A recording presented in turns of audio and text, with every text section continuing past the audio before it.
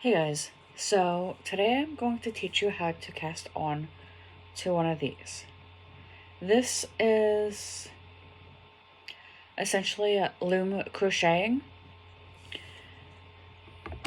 So as you're going, your work should look something like this.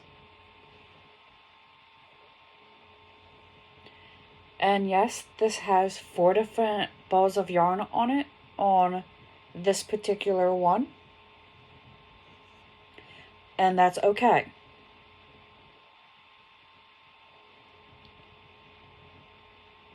And I'm gonna have to fix that stitch. And I'm also working on a second project.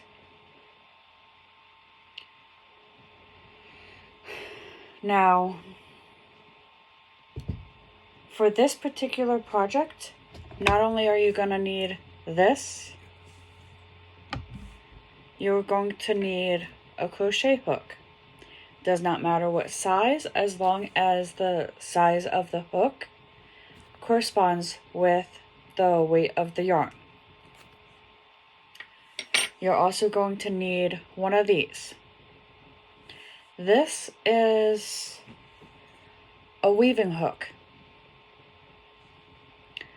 Some videos say that you can use a pen casing, but I find it easier to use a straw and cut it in smaller pieces. So here we go. This particular project, I'm going to use a red yarn. It is from Crafties, and which I got off of Amazon. So in order to do this, I always slide it through the straw. Now, they can say that there's an easier way to do this, but this way works for me. Okay, now that we got this on, we can just set this aside and work on casting on. Now, casting on to one of these is similar to casting on when you're regular crocheting. You're just going to do a simple slip knot. So you're going to loop up the yarn around twice like this, and it should look something like this, okay? So you have the first one that jumps over the second one. The second one got excited, jumped over the first one and completely off, okay? And it'll look like this. You're going to just slide it on to the first hook and pull the tail so that it's tight around that loop, okay? And it will look like this once you have it on, okay? Now that we have this on, we're going to go around the back of your other pegs like so. And you're going to continue to loop it around until you get the desired width that you want, okay?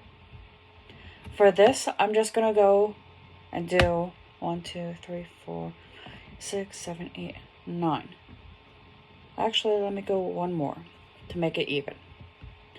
You're going to slide it to the very bottom of this. The last one you're going to loop around twice, okay? And then you're going to continue loop around the other ones till you get back to the first one. I loop it here just to give it a little stability, but it's going to look something like this, okay? And that's when you're going to take this and you're going to weave it through, okay? So I'm going to take it here, up and over, okay? And you're going to continue to do that all the way until this one.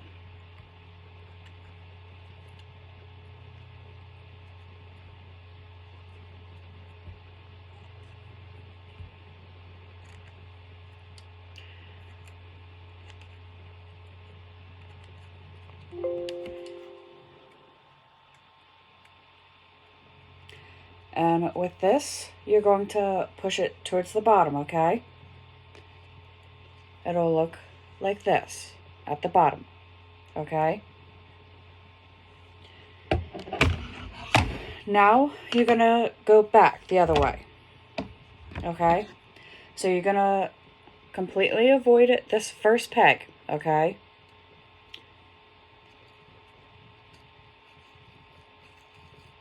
And you're gonna wrap it around at the pegs like you did the first row.